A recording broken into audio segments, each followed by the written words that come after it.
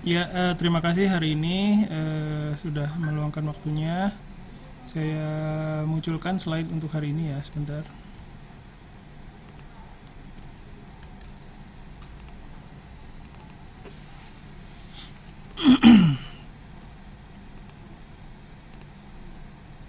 Ya, apa sudah kelihatan?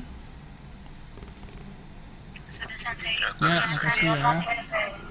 Ya, sekali lagi saya ingatkan bahwa kita di sini sama-sama belajar. Saya pun masih dibilang peneliti juga ya, masih peneliti pemula ya, jauh dari apa namanya dan nggak bisa bilang diri saya sebagai seorang peneliti juga, masih belajar sama ya. Jadi apa yang saya sampaikan itu kalian juga patut apa ya, maksudnya namanya apa ya namanya ya sama-sama jadi di sini bukan satu-satunya sumber ilmu pengetahuan ya. Kalian bisa mendapatkan ilmu pengetahuan mengenai penelitian ini di mana saja sekarang. Di YouTube juga banyak ya sekarang, kayak perbedaan penelitian kualitatif sama kuantitatif juga udah banyak di situ ya, yang apa video-video yang menjelaskan lebih rinci ya. Jadi silakan bisa belajar dari situ juga. Terus di minggu lalu kita sudah belajar sedikit-sedikit ya tentang metode penelitian ya.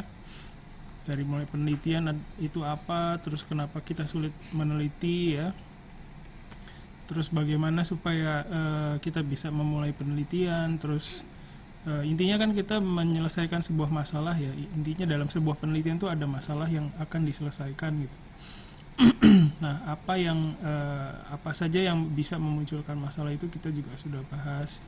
Terus jenis-jenis penelitian pada dasarnya ada dua ya, kualitatif dan kuantitatif. Terus kalau penelitian bahasa bisa juga secara sinkronis, misalnya meneliti tentang bahasa slang di 2019 ya, atau penelitian diakronis yang meneliti dengan dengan jangkauan waktu yang lebih luas ya, misalnya dalam satu dekade seperti itu. Oke, terus kita juga sudah bahas penelitian, perbedaan antara penelitian kualitatif dan kuantitatif, walaupun saya yakin penjelasan saya juga belum tentu bisa membuat kalian paham. Jadi kalau misalnya ada yang belum paham itu nggak apa-apa, bukan berarti kalian nggak mampu memahami gitu ya. Kadang karena penjelasan saya juga kurang jelas juga, jadi kontennya juga yang saya sampaikan mungkin belum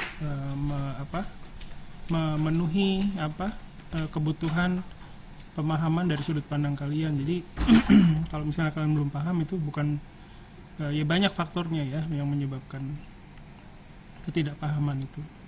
Terus ini juga metodenya kita sudah bahas ya. Kalau pada dasarnya, kalau menurut pengalaman saya dan pengertian saya, kita tuh di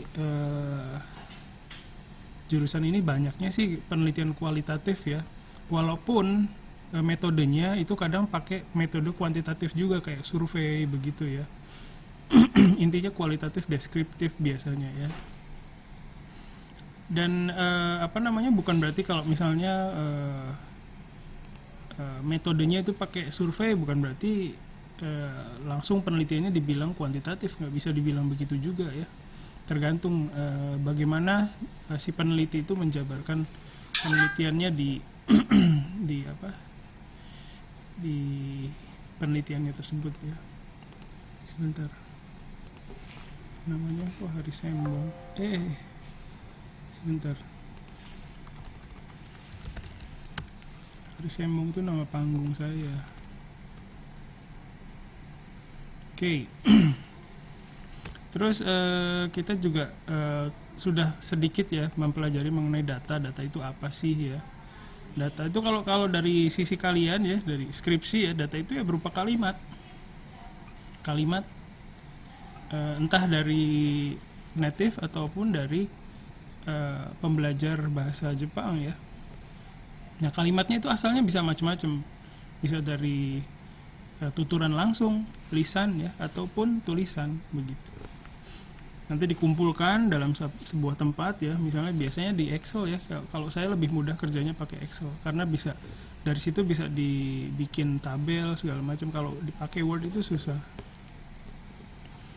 Terus data itu ada data primer dan sekunder yang sudah jelaskan ya. Kalau primer itu biasanya yang dikumpulkan sendiri oleh si peneliti, sementara kalau sekunder itu adalah data yang berasal dari penelitian yang lain. Misalnya kayak yang hasil survei JF yang sudah kalian baca ya, itu adalah termasuknya data sekunder.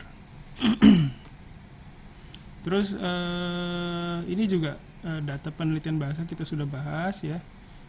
Jadi kalau nanti misalnya ada pertanyaan silakan. Terus ini juga saya sudah memperkenalkan ya salah satu contoh bank data atau namanya korpus ya, korpus. Korpus ini kebetulan korpus online ya, jadi bisa diakses oleh kalian di mana dan kapan saja ya. Korpusnya berupa korpus kalimat bahasa Jepang tertulis ya, jadi bukan lisan tapi tertulis. Isinya ada kalimat dari buku yang umum, ada dari majalah, ada dari koran, dari buku laporan ya, dari pamflet pamflet iklan ya, terus ada blog juga ada ya. Senpai-senpainya banyak yang fokus neliti itu, kalau yang saya bimbing banyaknya ngambil data dari blog ya, terus dari koran juga. Ada juga yang membandingkan di blog dan di koran itu kayak gimana gitu, ada juga, tapi jadi lebih kompleks ya, susah banget waktu itu karena banyak yang mesti dibahas. Terus tapi datanya bukan berarti data kalimat lengkap ya, ada kalimat lengkap di dalamnya, tapi ada ini berupa potongan, jadi ada yang terpotong gitu loh, nggak bisa dapat yang full teks gitu, nggak bisa dapat. Terus datanya juga bisa dicari berdasarkan kata kunci ya, misalnya ada yang meneliti tentang Uchini Aidani gitu, bisa dicari dengan kata kunci tersebut dan bisa mendapatkan data yang banyak. Kemarin udah saya coba tunjukkan ya, jadi semoga bisa paham dari situ. Kalau ada yang belum paham nanti silakan tanyakan lagi. Terus ini juga saya sampaikan beberapa literatur yang bisa kalian akses selama masa pandemi ya, maksudnya kalau nggak bisa ke ke perpustakaan, tapi sekarang sebenarnya bisa ya, ke perpustakaan Unsada itu bisa masuk, tapi nggak bisa banyak ya. Jadi kalau misalnya bingung, dan bisa masuk ke kampus juga kalian, jadi maksudnya kalau misalnya bingung mau konsultasi sama saya pun boleh, nggak apa-apa. Saya biasanya dari Senin sampai Kamis ya ada di kampus. Kalau memang ada yang mau dibicarakan secara langsung, itu nggak apa-apa sama sekali ke kampus, tentunya dengan memperhatikan kondisi kesehatan, terus protokol kesehatan dan sebagainya ya. Hati-hati. Terus pada saat kalian membaca penelitian ya, itu juga ada beberapa yang harus diperhatikan. Kalau bisa bacanya detail, serinci mungkin ya. Semakin rinci informasi yang kalian dapatkan, itu semakin mudah menemukan celah untuk kita gali lagi begitu. Ya, terus salah. Terus ini link-link yang sudah pernah saya sampaikan sebelumnya ya.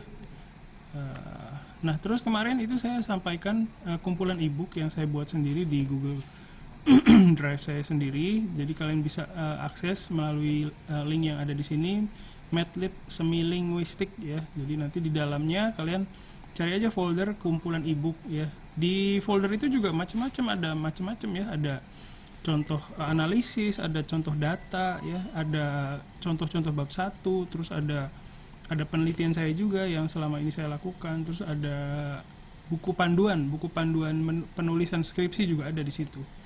Jadi silakan akses, coba lihat-lihat aja. Ya, terus kumpulan ebook ini juga masih sebenarnya masih banyak saya di hard drive saya itu masih banyak. Kalau misalnya kalian punya minat mau copy itu bisa ke kampus aja, soalnya kebanyakan nggak bisa saya upload semua ke Google Drive, terbatas. Google Drive saya juga udah mau habis. Jadi kalau misalnya ada yang berminat ebook bahasa Jepang, ada juga yang tertulis dalam bahasa Inggris dan tentang budaya juga ada gitu. Jadi untuk temennya ini mungkin buat temennya yang di apa di medlit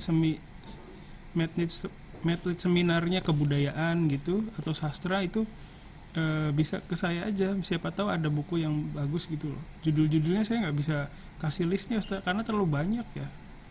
Saya download itu sampai seminggu kalau nggak salah dulu ya, zaman kapan itu, waktu masih di Jepang itu saya sampai berapa giga itu. Nah itu saya belum tahu cara distribusinya, maksudnya itu kan ilegal ya, maksudnya nggak bagus sih sebenarnya saya kasih gitu kan, tapi ya tujuannya untuk pendidikan ya, semoga dosa saya diampuni. Oke, terus jadi nanti kalau temennya ada yang nyari referensi terus bingung cari ebook sebenarnya di sini juga ada sih nih yang di sini ya, tapi kalau mau yang lain siapa tahu ada di saya, silakan ke saya aja setiap Senin sampai Kamis di kampus. Oke, terus nah saya juga mau bicarakan mengenai bagaimana cara mencari petunjuk dari daftar pustaka. Kalian kan sekarang suka baca-baca penelitian ya, berupa jurnal di Google Scholar atau mungkin di Google Scholar juga ada skripsi ya. Nah, ketika kalian mau di situ ada yang ingin kalian tulis juga di skripsi kalian itu, pertama kalian harus lihat daftar pustakanya, dilihat aja itu sumbernya. Kan nanti kalau kutipan itu biasanya ada ya, Hari Setiawan tahun berapa menyatakan bahwa bla bla bla bla bla begitu ya. Nah itu judul bukunya apa, tahun berapa, itu bisa dilihat di daftar pustaka, dan itu menjadi petunjuk untuk kalian mencari referensi selanjutnya gitu. Nah ada referensi yang mudah didapat di internet, ada juga yang tidak mudah gitu ya, yang memang nggak ada gitu. Nah coba diusahakan dulu aja sampai dapat dokumen yang aslinya. Nah kalau misalnya sulit, kalian sebagai peneliti muda ya bisa mengutip dari kutipan, tapi ini nggak disarankan ya, karena sebaiknya sih ngutip langsung dari sumbernya ya. Terus diusahakan jangan mengutip dari skripsi, karena skripsi itu ya masih dalam tahap pembelajaran ya, belajar meneliti, jadi kurang reliable kalau menurut saya, jadi nggak bisa diandalkan informasinya gitu ya. Terus nah ini contohnya, kalau misalnya dalam bahasa Jepang namanya sanko bunkeng ya. Jadi bisa ada, kalian lihat buku-buku yang dibaca oleh si peneliti untuk menulis penelitiannya tersebut yang kalian baca ya. Nanti tinggal cari aja judulnya, pakai judulnya sebagai kata kunci untuk nyari di Google Scholar dan sebagainya. Terus kalau bahasa Jepang, bahasa Indonesia ada daftar pustaka, ada daftar rujukan gitu ya. Ini daftar rujukan penelitian yang saya buat ya. Jadi mungkin bisa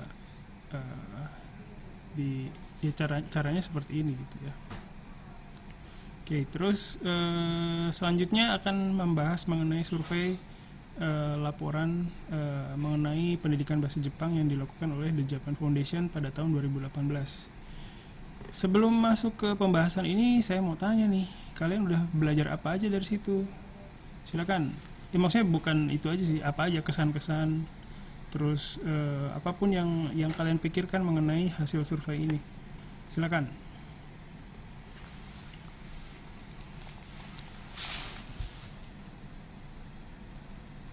Oi. Gimana?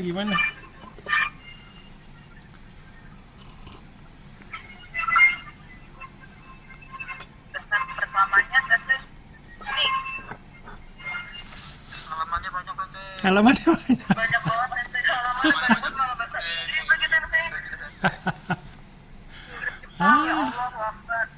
Iya, paham.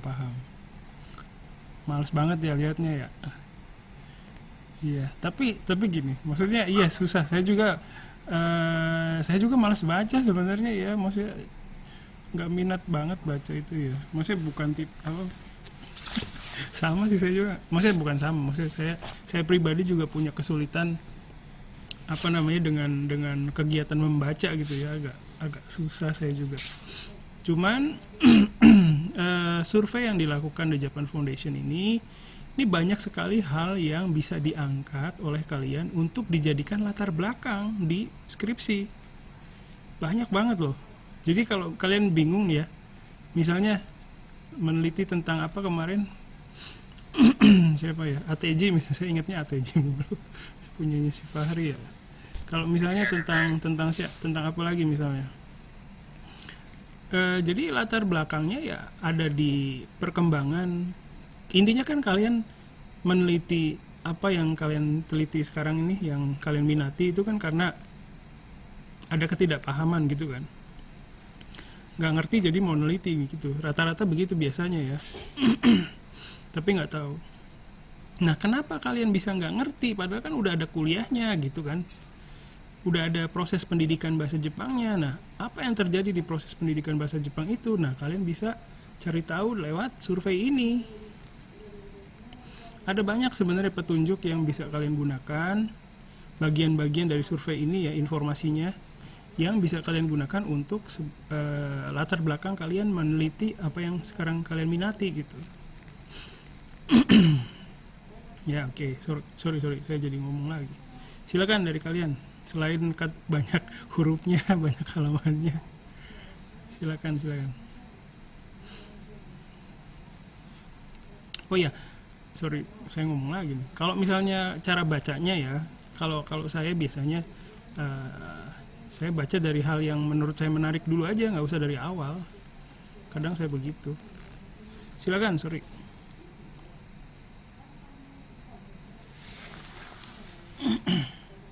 Menurut saya Sensei, dari banyaknya pembelajar bahasa Jepang di dunia ini, kurangnya mengajar bahasa Jepang Sensei. Ya oke, sip. Jadi Sehingga ini kan Sensei, penurunan kualitasnya, jadi oke. penurunan kualitas. Jadi ada mungkin berkaitan antara kualitas pendidikan ya, pelaksanaan pendidikan dengan jumlah gurunya yang ternyata sedikit gitu ya, guru bahasa Jepangnya ya. Ya. Jadi ketika kalian mau menuliskan ini ke skripsi kalian ya sebagai latar belakang gitu, bisa melihat kondisi secara global, terus bisa juga melihat di secara regional di Indonesia seperti apa, secara nasional gitu ya. Di Indonesia seperti apa kondisinya, bisa membandingkan begitu ya. Tapi kalau secara umum ya, itu rasionya 1:49 kalau nggak salah. Intinya maksudnya satu dosen, satu pengajar ngajar 49 orang, tapi itu secara umum, secara global ya. Kalau secara global itu masih oke-oke aja rasio segitu. Misal intinya satu orang pengajar ngajar 40-an gitu ya. Itu masih memungkinkan gitu. Tapi nggak bisa dibilang itu ideal juga sih. Silakan, ada yang lain? Apa yang kalian temukan?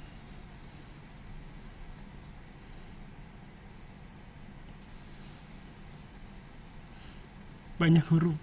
Saya menemukan banyak huruf Sensei. Apalagi? Ayo dong. Itu kan ada bahasa Jepang, bahasa Inggris ya. Jadi semoga kalian bisa mencerna yang ya paling nggak yang bahasa Inggris lah ya. Nah kalau bahasa Inggris juga nggak bisa cerna ya sulit juga ya. Pakai Google Translate aja, gimana? Yang dipakai foto gitu. Silakan yang lain.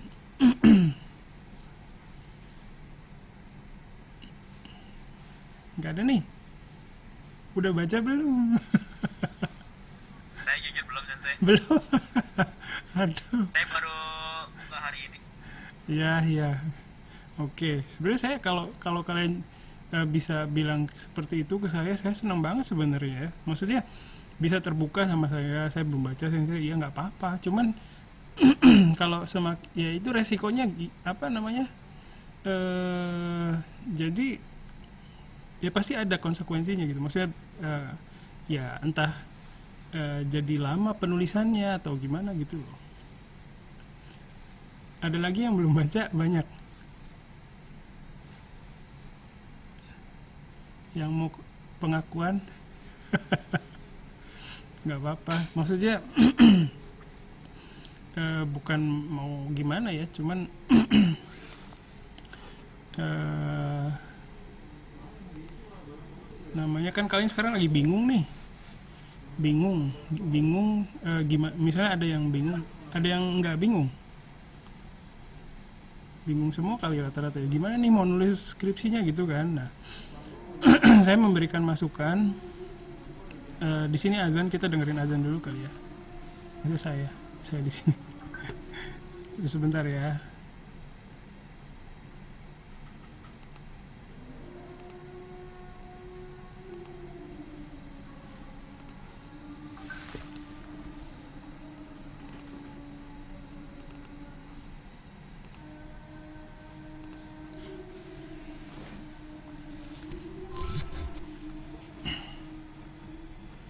Ya, oke. Sorry. Ya, kalian kan sedang bingung nih gimana cara nulisnya gitu ya. Nah, supaya nggak bingung, ini saya ngasih beberapa masukan gitu ya. Nah, kalau masukan itu tidak dicerna, ya mungkin masa bingungnya jadi lama gitu. Nah, supaya kalian nggak bingung, sedikit-sedikit ya.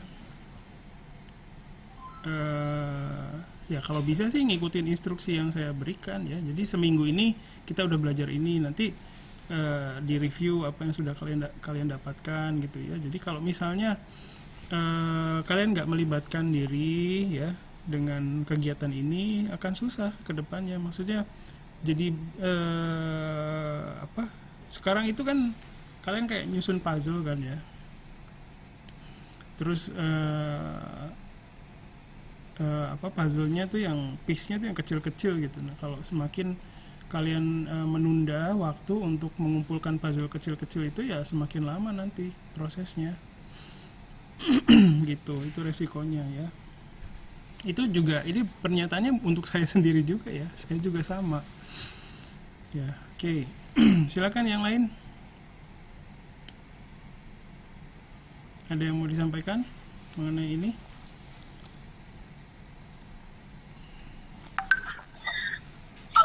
Saya habis baca survei itu yang bagian Indonesia, saya kepikiran lapangan kerjanya sensei. Oh, oke. Soalnya kan kayak ditulisnya kan meningkatnya di bagian non akademiknya ya, yang apa namanya, kayak les gitu-gitu. Kan di bagian yang SMP-nya menurun. Saya jadinya kepikiran lapangan kerja aja sih. Oh, maksudnya karena kayak makin banyak itunya, apa namanya, lulusan yang lainnya, sedangkan yang gitu deh pokoknya. Ya, maksudnya karena banyak pembelajar bahasa Jepang, jadi tingkat ininya persaingan kerjanya ya, dalam bekerjanya ya. Iya. Jadi semakin meningkat ya, betul ya, betul. Memang ini bukan sekarang aja, dari dulu itu ya. Di Indonesia ya begitu. Banyak yang belajar bahasa Jepang, terus yang sekarang yang punya N3 ya, itu udah bergeletakan di mana-mana. Makanya gimana caranya kita supaya bisa meningkatkan skill ya. Oke. Terus silakan, ada lagi. Ya, jadi ciri khas di tahun 2018 ini mungkin di Indonesia itu banyaknya pertumbuhan yang pesatnya itu di LPK ya. LPK itu lembaga pelatihan kerja itu banyak tumbuh ya sekarang, karena dipicu oleh kebutuhan sumber daya manusia di Jepang. Kan sekarang sedang butuh orang ya di Jepang itu ya. Dulu itu untuk kerja ke Jepang itu susah banget. Saya dulu sempat kepikiran mau ikut yang Kenshusei begitu, yang kerja di sana waktu setelah lulus ya, karena buat ke Jepang tuh dulu susah.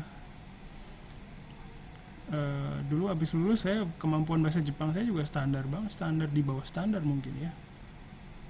Jadi mungkin lebih baik kalian gitu loh daripada saya waktu lulus dulu. Terus kalau sekarang itu gampang banget kalau mau ke Jepang, lulusan SMA juga bisa ke Jepang ya, asal mau belajar bahasa Jepang sampai N4 aja udah beres, bisa ke Jepang. Kalau zaman saya dulu susah. Terus ya itu karena dipicu karena orang Jepang di sana membutuhkan sumber daya manusia ya, karena untuk melakukan pekerjaan-pekerjaan yang sekarang udah nggak mau dikerjain lagi sama orang Jepang, kayak yang kasar-kasar gitu ya, yang melayani orang gitu, seperti itu ya. Ada lagi yang mau berkomentar, silakan.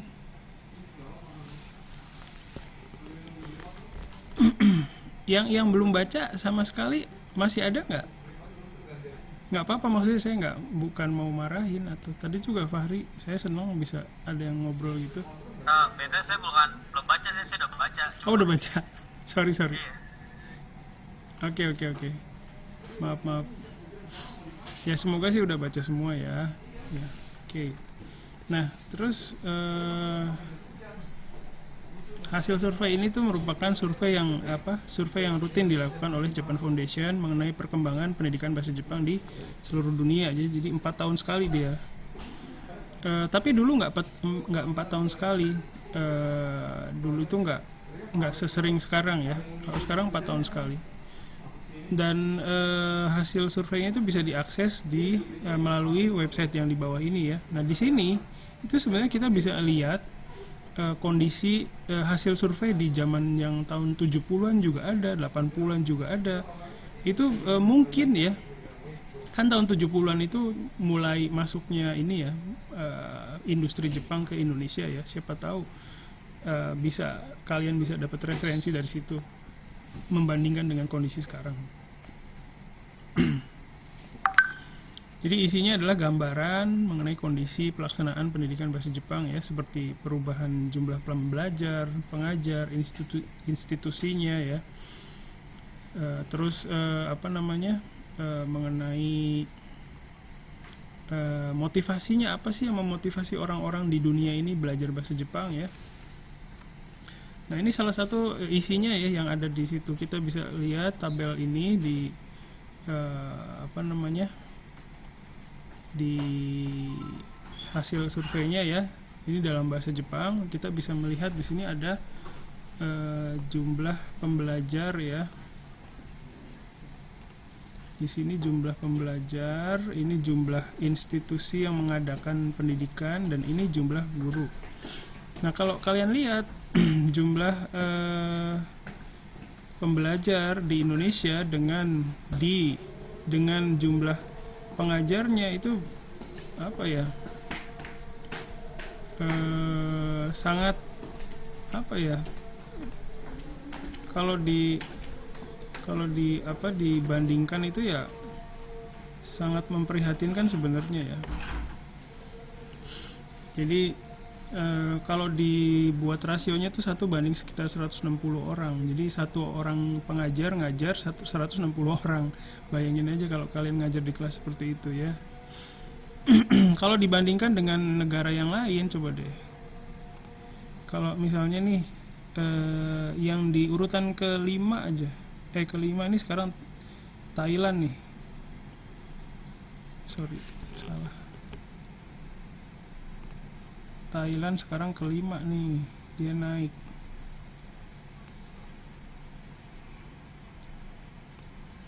Nah lihat ini,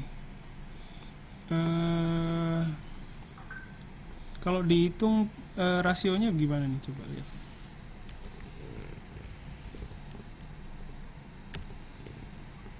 Yang Thailand itu 100, dulu 184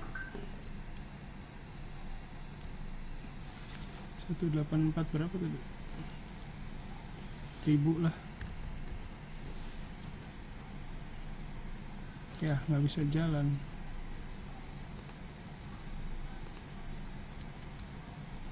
184 962 dibagi 2047 1 banding 90 orang. Jadi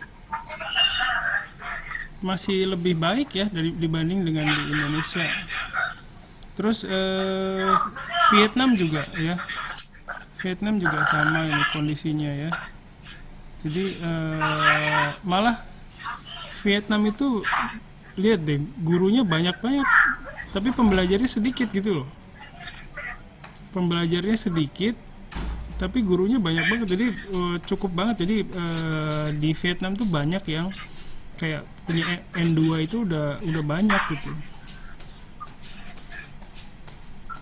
Seperti itu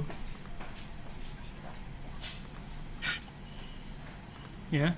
Jadi sebenarnya kalian bisa melihat di sini kondisinya gitu, membaca diagram ini. Oh ternyata Indonesia urutan kedua ya, jumlah pembelajarnya banyak. Tapi kalau melihat jumlah pengajarnya itu dibanding dengan negara yang lain, Vietnam yang urutan ke-6 itu justru punya jumlah pengajar yang lebih banyak ya. Jadi Vietnam itu kan sekarang lagi gencar-gencarnya ngirim orang ya ke Jepang dari udah 10 tahun yang lalu ya. Dari 10 tahun yang lalu itu Vietnam itu banyak ngirim orang ke Jepang buat belajar, buat kerja ya. Nah mereka tuh banyak yang kayak ngutang dulu kemana gitu, terus buat ke Jepang tuh ya.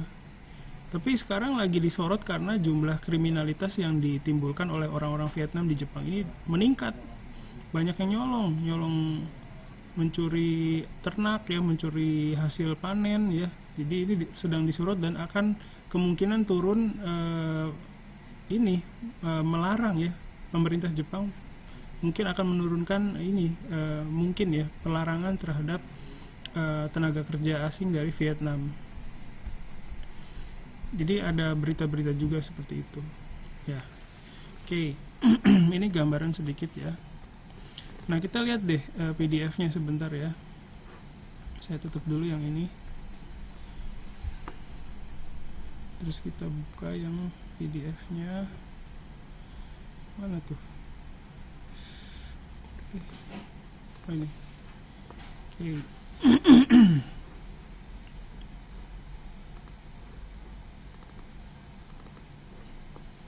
Oke, bisa dilihat.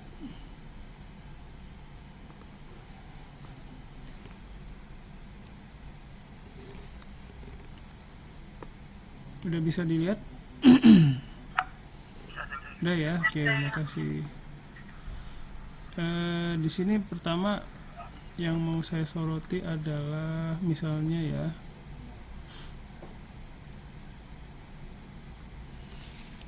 jadi ini ada apa namanya, hasil yang umum ya, yang global. Tapi ada juga yang bisa kita soroti, misalnya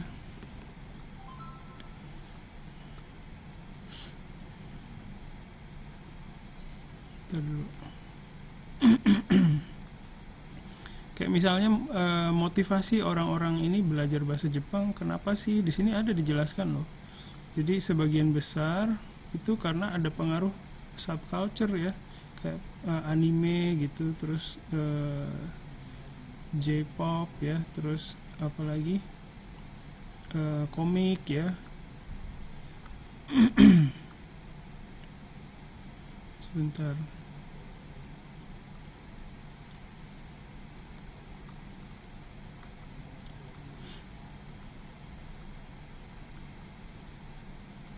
Nah,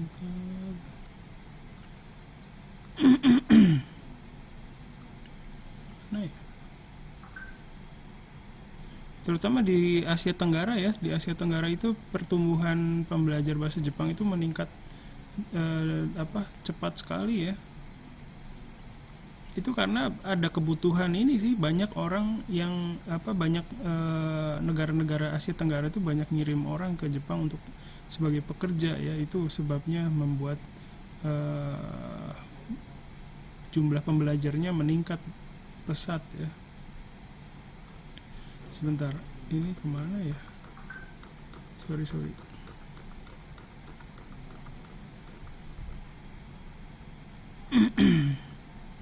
Maaf jadi pusing ya.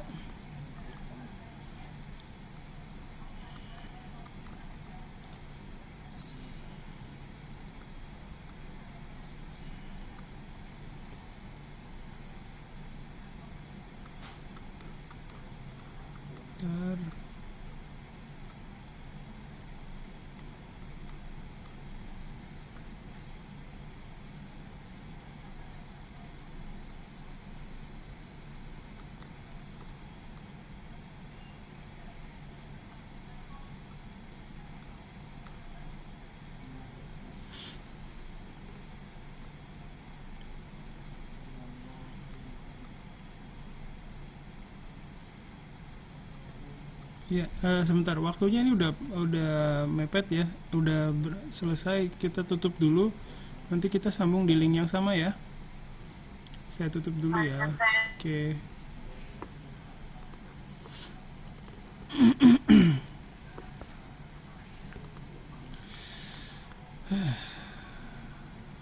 Mana ya?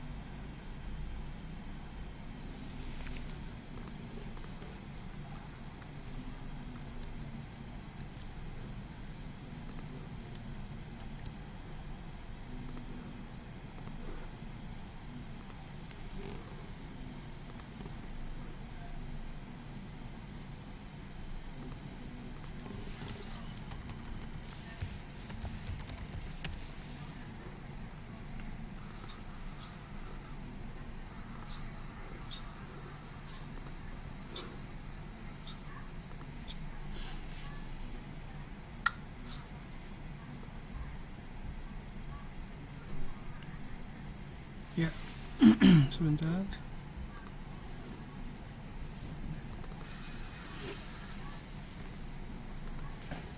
Nah, di sini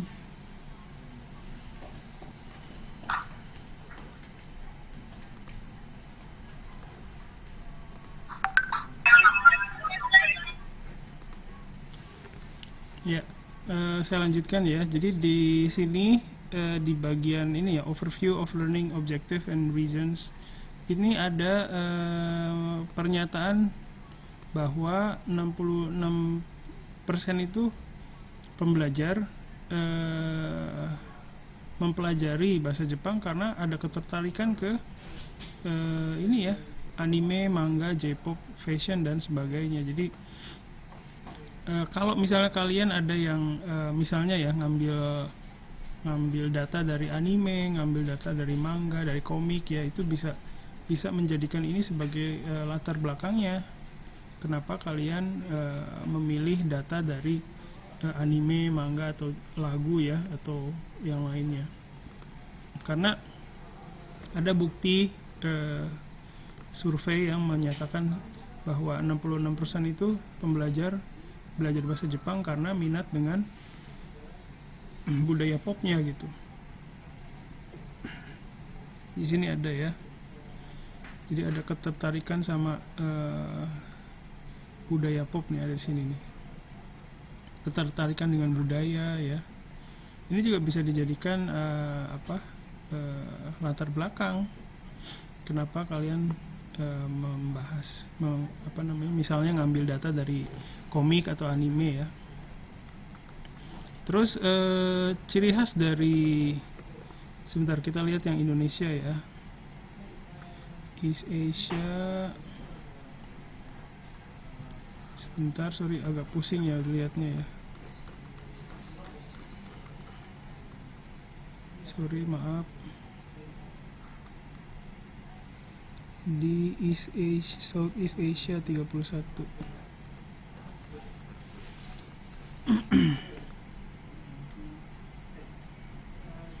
Nah ini,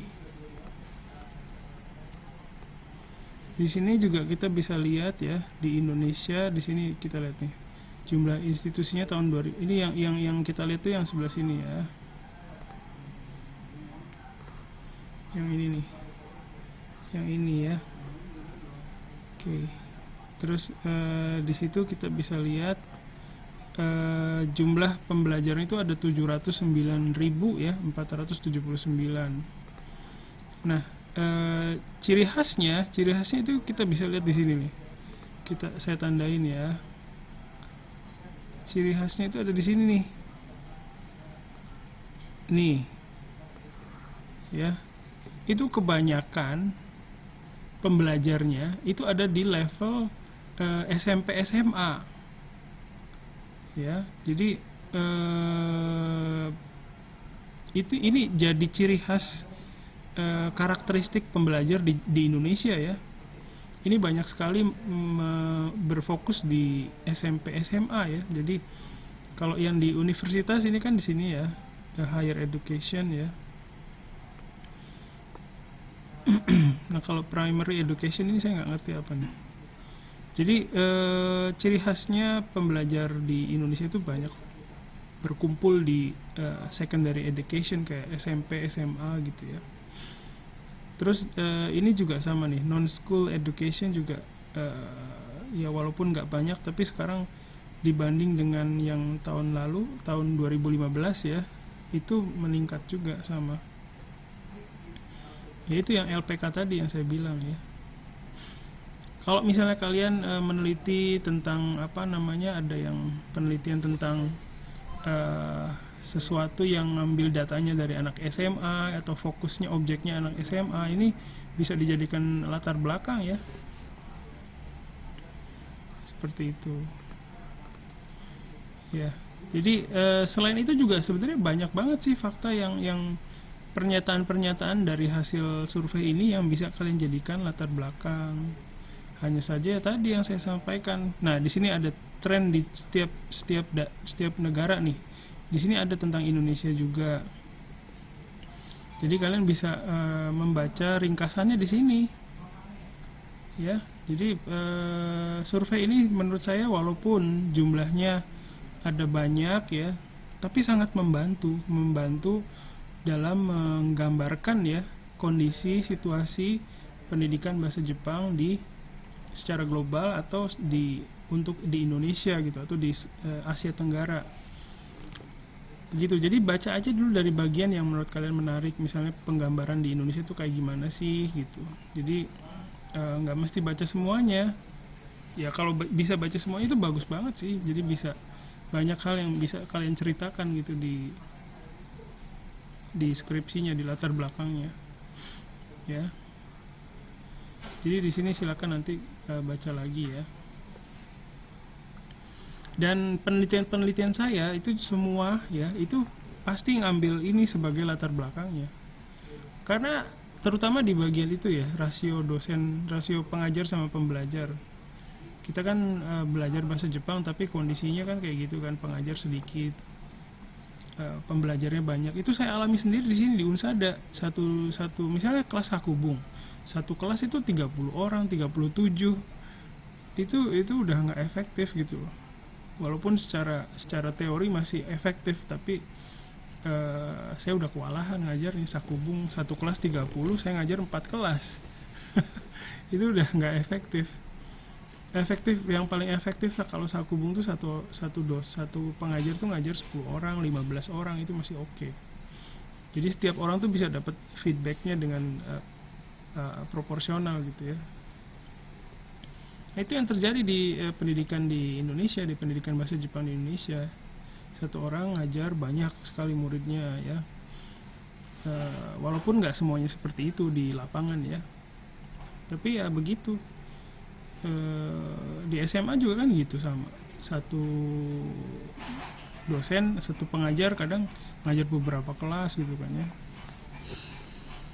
Ya. Jadi saya di setiap penelitian saya pasti mengambil survei tersebut sebagai latar belakangnya ya. Oke. Sampai sini ada yang mau ditanyakan dulu atau mau dikomentari? Silakan.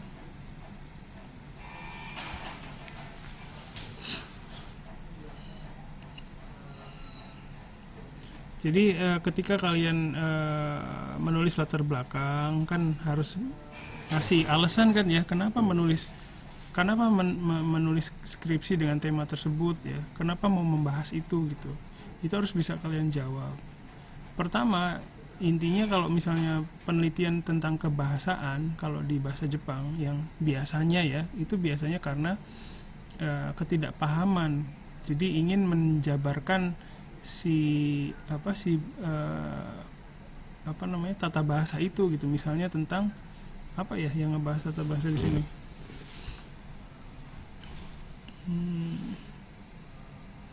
Tentang apa itu? Misalnya ada di kelas karyawan itu yang ngebahas Uchini sama Aidani, itu kan mirip-mirip ya. Ada kedekatan kalau dilihat dari sudut pandang kita itu kayaknya sama aja, tapi ternyata ada perbedaannya. Nah, karena kita nggak paham itu, makanya kita berusaha menjabarkannya dalam bentuk penelitian. Nah, kalau ditarik ke belakang ya, sumber masalahnya ya ada disebutkan di survei tadi ya. Jadi rasio antara pengajar dan pembelajar yang nggak seimbang. Jadi kemungkinan munculnya kemungkinan proses pendidikan itu tidak berlangsung secara maksimal itu jadi tinggi gitu. Kita nggak bisa bilang karena itu kualitas pendidikannya jadi jelek, nggak bisa bilang gitu, hati-hati ya. Tapi dengan membaca kondisi itu kita bisa membuat prediksi ya tingkat kualitas proses pendidikannya dipertanyakan gitu. Nah terus kita harus membuktikan juga sebenarnya apa buktinya kalau tingkat pendidikan bahasa Jepang di Indonesia itu kurang maksimal gitu ya. Selain survei tadi sebenarnya kita juga bisa menggunakan data dari website JLPT, website Noriko Shiken. Di situ ada sebenarnya data data jumlah orang yang ikut JLPT dan ada juga jumlah orang-orang yang lulus. Jadi misalnya yang ikut 5 orang, yang lulus ternyata cuma 2 orang. Nah, itu ada datanya di situ secara global. Nah, kalau di JLPT yang level N4, N5 itu tingkat kelulusannya masih tinggi ya. Tapi kalau udah N3, N2 ke atas itu tingkat kelulusannya paling banyak tuh rata-rata 30%. Jadi misalnya 100 orang ikut JLPT, itu cuma 30 orang yang lulus gitu loh. Jadi tingkat kelulusannya bisa dibilang rendah kan kalau gitu. Nah, itu juga bisa dijadikan bukti bahwa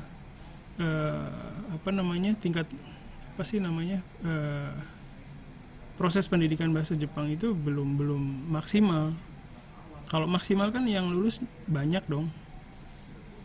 Nah, itu kita bisa jadikan latar belakang juga. Terus kita juga dengan JLPT itu, dengan data dari JLPT itu bisa menyatakan bahwa memang sebenarnya bahasa Jepang itu susah gitu, sulit untuk dipelajari. Kalau nggak sulit ya tingkat kelulusannya tinggi dong JLPT-nya ya. Nah dari situ bisa ngomongin misalnya tentang perbedaan bahasa Indonesia dan bahasa Jepang ya. Nah perbedaan bahasa Jepang dan bahasa Indonesia ini ada bukunya di ebook, kumpulan ebook yang saya sampaikan tadi. Ada itu judulnya Indonesia Gono Shikumi, itu ditulis sama satu orang profesor orang Jepang ya yang ngajar bahasa Indonesia di Jepang. Seperti itu. Silakan yang mau berkomentar, bertanya.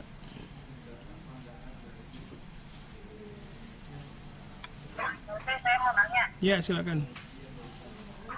Kan saya kan disuruh dosen pembimbing saya satunya dimasukin penelitian yang relevan.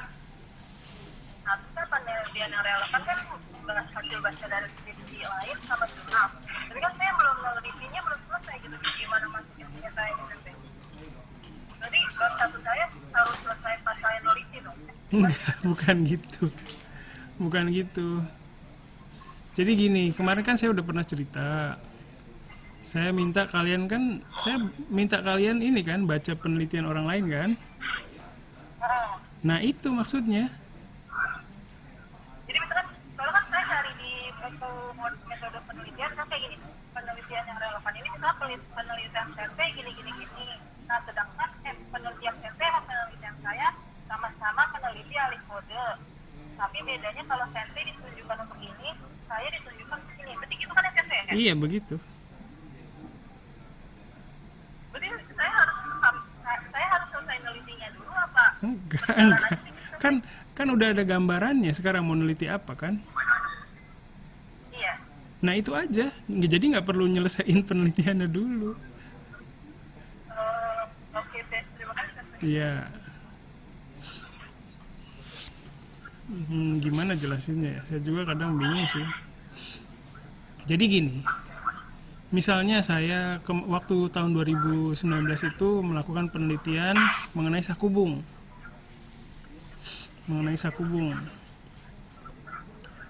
Ntar dulu.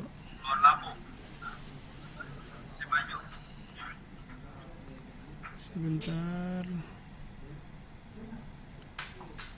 Ya, jadi saya melakukan penelitian mengenai sakubung. Kenapa saya melakukan penelitian sakubung? Karena saya mencoba melakukan kuliah sakubung dengan menggunakan aplikasi di HP gitu, pakai Memo dan pakai Line sebagai media untuk berdiskusi gitu. Nah, sebelum saya melakukan penelitian itu, saya cari tahu dulu sudah ada belum penelitian lain yang menggali mengenai sakubung. Nah, saya cari di yang saya munculkan ke kalian waktu itu, yang Shiny, yang Google Scholar ya. Saya cari di situ, oh ternyata sudah ada penelitian mengenai sakubung. Saya baca penelitiannya. Oh ternyata di penelitian si A ini dia melakukan penelitian mengenai sakubung, misalnya dari sudut pandang apa ya, teknik menulisnya gitu ya. Terus si B meneliti bagaimana pengaruh feedback terhadap perkembangan kemampuan menulis ya. Si C menulis yang lain lagi. Nah, dari situ saya menemukan banyak fakta-fakta, menemukan banyak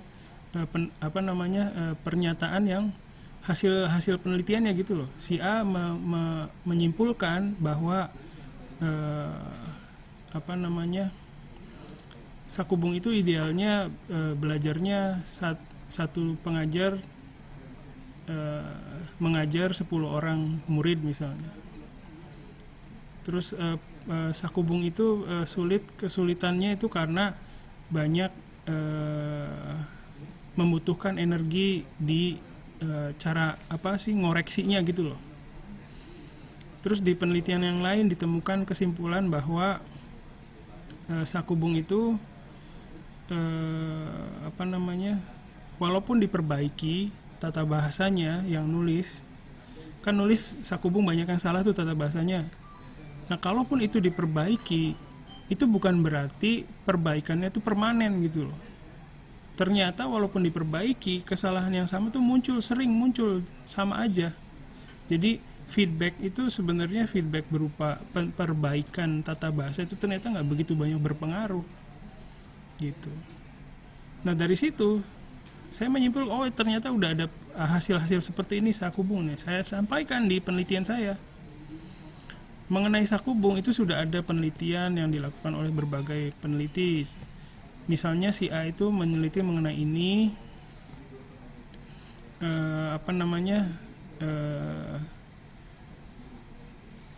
ditemukan hasil seperti apa gitu ya. Terus si B juga meneliti tahun berapa, hasilnya kayak gimana. Nah, berdasarkan penelitian-penelitian itu, kali ini saya mau mencoba sesuatu yang baru nih di penelitian yang saya, yaitu dengan membimbing mahasiswa menulis sakubung melalui Line dan menggunakan aplikasi Memo untuk membuat sakubungnya gitu. Seperti itu. Jadi gimana ya, penelitian yang relevan itu maksudnya misalnya kalian mau buka toko nih, mau buka toko kelontong, kan di sekitarnya pasti kita cari tahu dulu dong, di sekitar ini udah ada toko kelontong belum sih? Oh ternyata si Pak Haji A udah bikin toko kelontong, si ibu itu udah bikin toko kelontong, si C udah bikin toko kelontong. kita cari tahu dulu deh toko kelontongnya kayak gimana sih. Itu kan toko yang relevan gitu kan, toko kelontong yang relevan. Kita cari tahu ke Pak Haji deh, ke Pak Haji toko kelontongnya kayak gimana sih. Oh ternyata di Pak Haji itu selain toko kelontong, dia fokus jual ini sembako, beras itu dia banyak fokus ke beras. Ada beberapa jenis beras di situ dijual gitu yang nggak ada di toko lain. Terus ke toko B, oh ternyata selain toko kelontong, si B ini juga jual pulsa. Dia fokus ke ini aksesoris HP dan pulsa ternyata.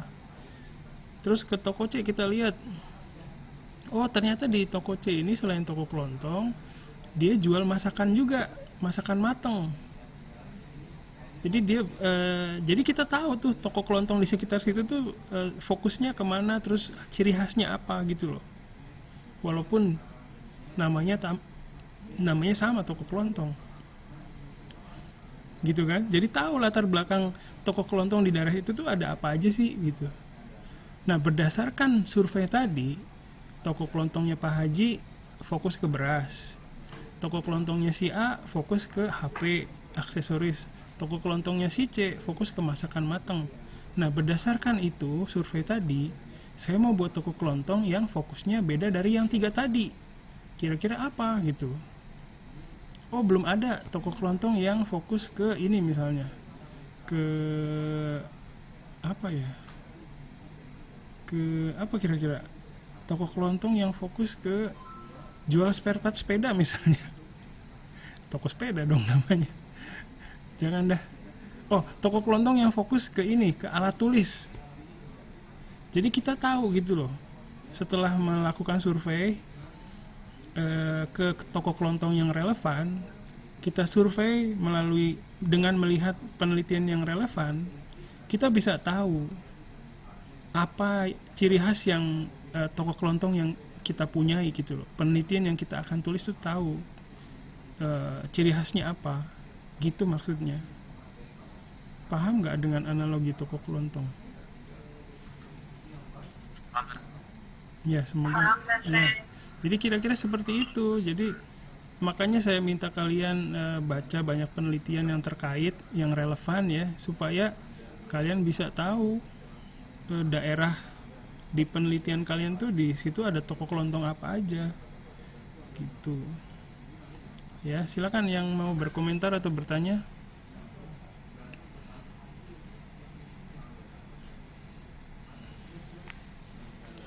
Terus kalau misalnya kalian bingung parah, itu bisa datang ke kampus, ke saya temui saya di sini, kita ngobrol. Kalau ngobrol gini juga kan saya suka bingung juga sih sebenarnya. Pengennya sih diskusi ya. Cuman kalian juga mungkin bingung. Masih belum tahu gitu loh apa yang mesti ditanyakan. Ya, kalau mau ketemu dengan saya juga bisa setiap hari Senin sampai Kamis. Selalu ada di kampus, tapi konfirmasi dulu ya, datang sensei saya mau datang gitu. Terus perhatikan juga kesehatan sebelum kesini ya, seperti itu. Silakan yang mau berkomentar, bertanya lagi.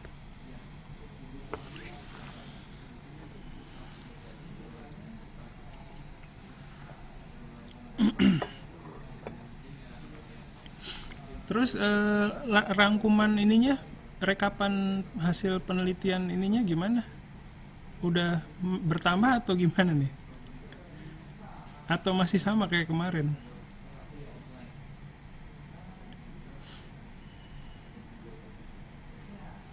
Kalian udah ngerjain tugas kan ya yang kemarin itu ya? Mohon maaf belum saya baca. Jadi diharapkan dari situ sebenarnya Vika itu sudah melakukan itu kan, studi literatur terhadap penelitian yang relevan tadi kan. Dan sebenarnya sudah bisa cerita kalau misalnya sudah kemarin kan udah bikin tugas tuh yang ngerangkum kan, itu aja. Sebenarnya sih saya udah sensei, tapi saya kayak takut salah. Ada gitu sensei. Iya, saya ngerti kalau takut salah itu ya. Maksudnya takut salah itu ketika dikumpulin terus dibilang salah gitu. Iya begitu sensei. Oke, iya. Ya kalau misalnya takut salah, coba baca lagi bab 1 yang ada di folder yang saya kasih itu loh. Ya, coba aja bikin yang sama dulu kayak gitu. Terus dikasihkan ke dosen pembimbingnya. Ya. Silakan yang lain.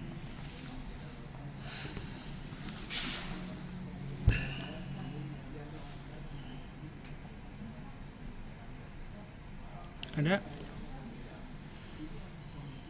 Nah, sekarang saya mau tanya nih, sekarang kalian lagi mengkhawatirkan apa? Apa yang menjadi kendalanya gitu loh sekarang?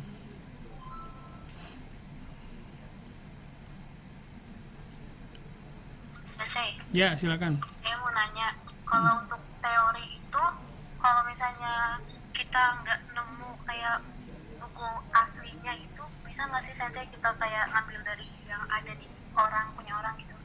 Ya, itu sebenarnya nggak diharapkan sih ya, karena kalau informasi dari orang itu ya tingkat validitasnya mungkin ya, maksudnya oke sih kalau memang nggak ada gitu. Makanya saya kemarin ngasih ebook itu supaya kalian bisa dapat teori dari situ. Kalau misalnya kalian udah nyari nggak nemu, coba tanya sama saya, sama dosen pembimbingnya, sensei saya udah nyari ini yang ini, nah, tapi nggak ada sensei, kira-kira ada nggak petunjuk gitu loh, bisa didapat di mana gitu caranya. Emang mau cari teori tentang apa? Tentang Jokengbung. Jokengbung. Nah itu di kemarin itu kan ada, kayaknya ada deh yang buku tentang Bumpo. Coba deh dicari dulu di situ, di ebook. Ya, di saya juga ada sih buku Bumpo ya beberapa. Kalau misalnya mau fotokopi ke sini juga boleh.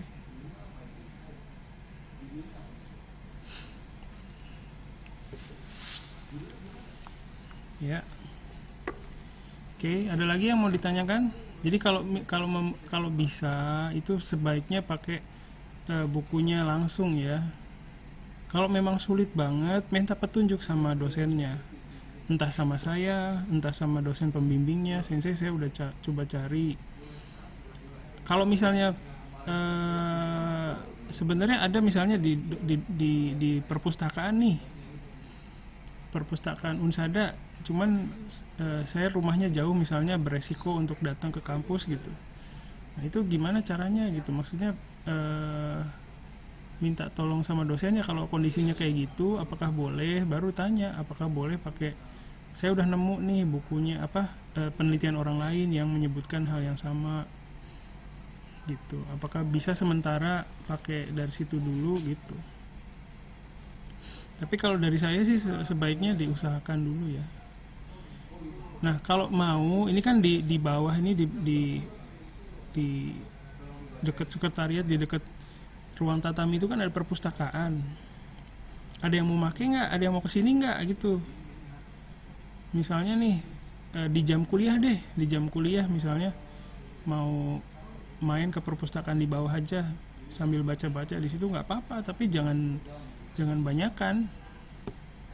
Kalau mau dari pagi 5 orang, terus siang 5 orang, sore 5 orang kayak gitu. Ada yang minat nggak?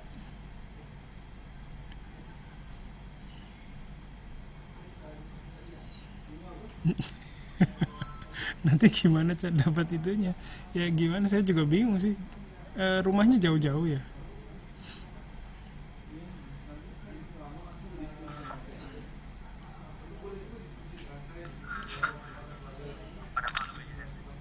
Kenapa? Saya ada kerjaan, saya cuman pagi-pagi harus ke pasar kan saya. Iya nggak apa-apa, saya nggak minta kalian datang pagi-pagi, ya dibagi aja waktunya gitu loh. Kalau memungkinkan, misalnya berminat, saya mau usahakan supaya kalian bisa masuk ke perpustakaan yang ada di bawah. Di situ banyak teori-teori kayak gitu.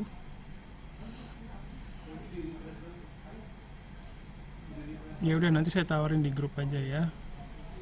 Oke, ada lagi yang mau ditanyakan Boleh sensei tadi sensei. Oke, nanti saya atur waktunya ya. Silakan yang mau bertanya sama berkomentar lagi.